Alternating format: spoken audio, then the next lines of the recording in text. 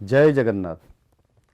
प्रिय भाई और भौणी मैंने 80तम स्वाधीनता दिवस अवसर में राज्यवासी तथा देश और विदेश में बसवास करुवा प्रत्येक भारतीय भाई और भौणी मानू मोर शुभेच्छा और अभिनंदन।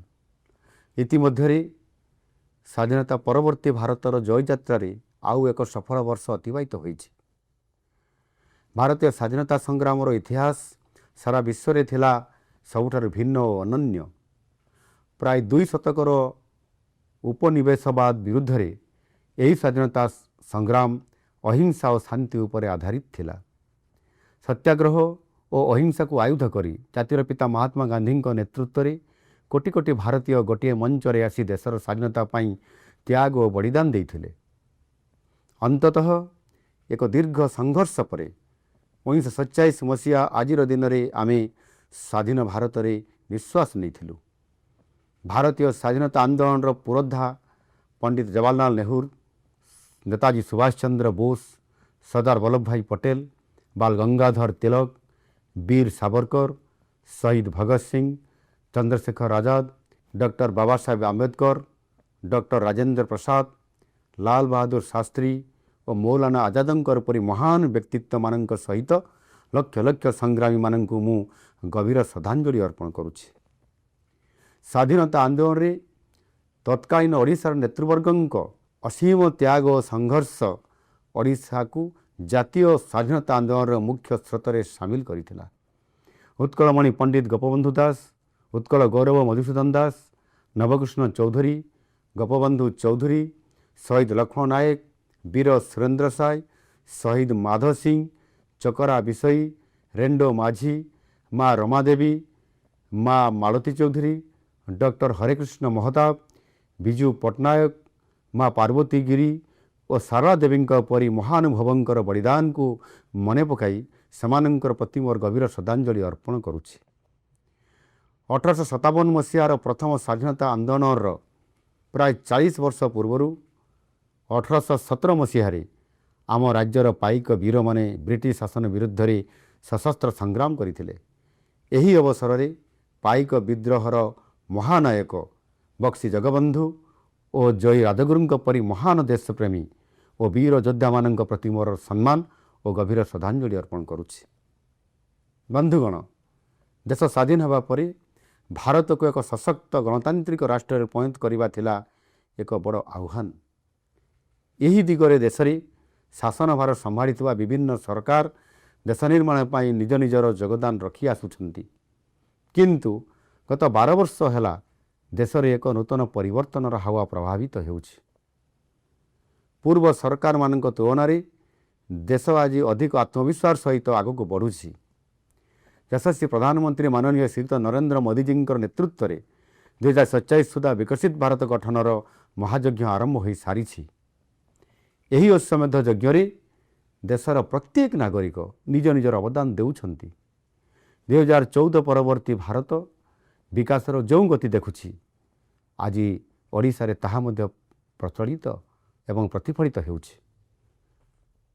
गत 2 वर्ष ओडिशार विकास धारा को गति देवा सहित आगामी 10 वर्ष समृद्ध ओडिशा गठन करने को आम सरकार निरंतर कार्यरत।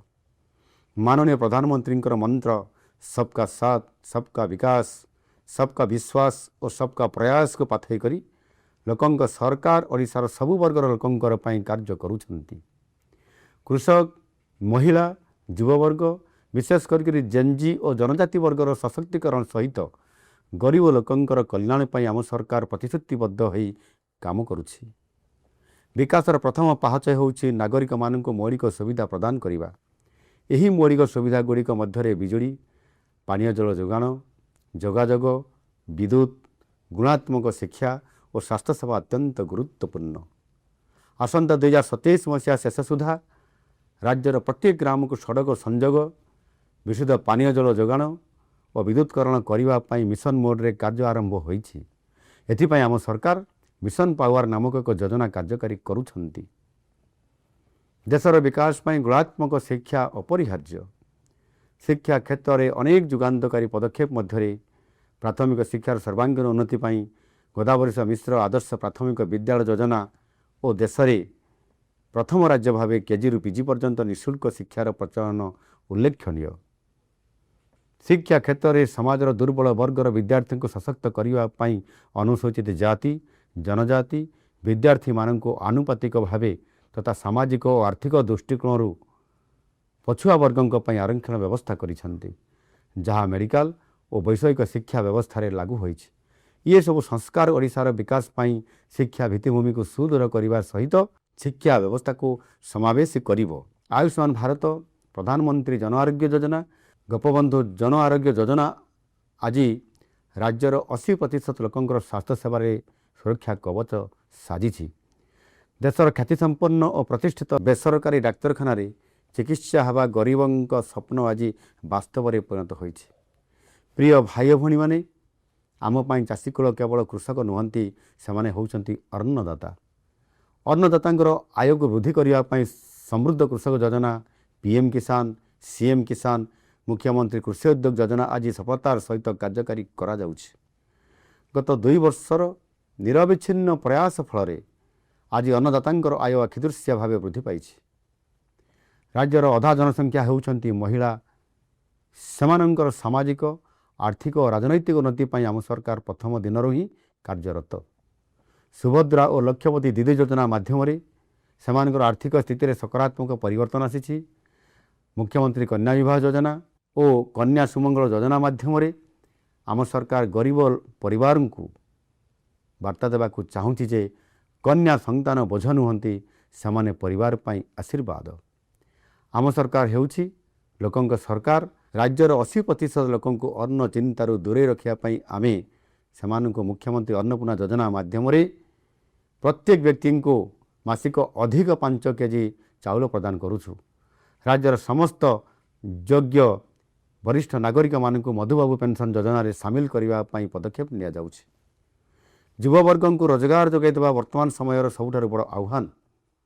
आम सरकार या हृदयंगम करी राज्यर द्रुत शिल्पायन को गुरुत्व दौरान मात्र 2 वर्ष 3.5 लाख कोटी टंकार शिल्प प्रकल्प प्रतिष्ठा हो सारी। यह द्वारा 2,50,000 युवक युवती निजुक्ति सुजोग सृष्टि होइछि। आगामी दिन में प्राय 21 लाख कोटी टंकार निवेश ओडिशा को आसवाक जाउछि, जहाँ अति कम 15 लाख निजुक्ति सुजोग सृष्टि करिवो। राज्यर प्रति जिल्ला रे शिल्पायन करा जाउछि। एसहित स्वच्छ चयन प्रक्रिया माध्यम 45,000 रु अधिक सरकारी नियुक्ति प्रदान करा जाइछि। भित्तिभूमि निर्माण क्षेत्र में ओडिशा देशर एक अग्रणी राज्य में परिणत होइछि। सड़क पथ सेतु रेलपथ विमान बंदर और बंदर भित्तिक विकास में ऐतिहासिक उपलब्धि मिली। यही उन्नत भित्तिभूमि ओडिशार विकास में प्रमुख भूमिका ग्रहण करिवो। बंधुगण, माननीय प्रधानमंत्री श्रीयुक्त नरेंद्र मोदी जी विकासर परिभाषा होउछि विकास भी विरासत भी। या पाथई करी आम सरकार ओडिया अस्मिता ओडिया भाषा और संस्कृतिर प्रचार प्रसार करने उद्यम जारी रखिछंती। युवशक्ति हेउछंती देशर आगामी भविष्यत। ये देशर भाग्य डोरी सेमानक हाथ में रहिबो। तेणु सेमानकर सशक्तिकरणर आवश्यकता रही। यह माननीय मोदी जी अनुभव करिछंती। तेणु गत 12 वर्ष युववर्गंकर अनेक कार्यक्रम और योजना प्रणयन कर आसुछंती। माननीय प्रधानमंत्री नेतृत्व उपरे देशर युवशक्ति संपूर्ण भरोसा करती। आज यही पवित्र अवसर में मु समस्त युववर्ग को आह्वान करुछि, देश विरोधी शक्ति द्वारा परिचालित हुंतु नहीं। राज्य और देश गठन में निजक व्रती करंतु। मोर दृढ़ विश्वास समृद्ध ओडिशा और विकसित भारत गठन में आपण मानक भूमिका निर्णायक होगाकू जाउछि। आसंतु गढ़िबा एक सशक्त और विकसित राष्ट्र। कारण आगामी 2 दशक होगाकू जाउछि भारतर दशक। जो विजय पथरे भारतर यात्रा आरंभ हो सारी ताहा हेउछि एक जगरनट। याकू प्रतिहत करने असंभव। आसंतु मिलीमिशि गढ़िबा स्वप्नर ओडिशा, समृद्ध ओडिशा, विकसित ओडिशा और विकसित भारत। मोर पूर्ण विश्वास अछि जे महाप्रभु श्री जगन्नाथंक अपार करुणारू यह निश्चित भावे साकार हब। समस्त को पुणी थे स्वाधीनता दिवसर अनेक अनेक शुभेच्छा और अभिनंदन। जय हिंद, वंदे मातरम।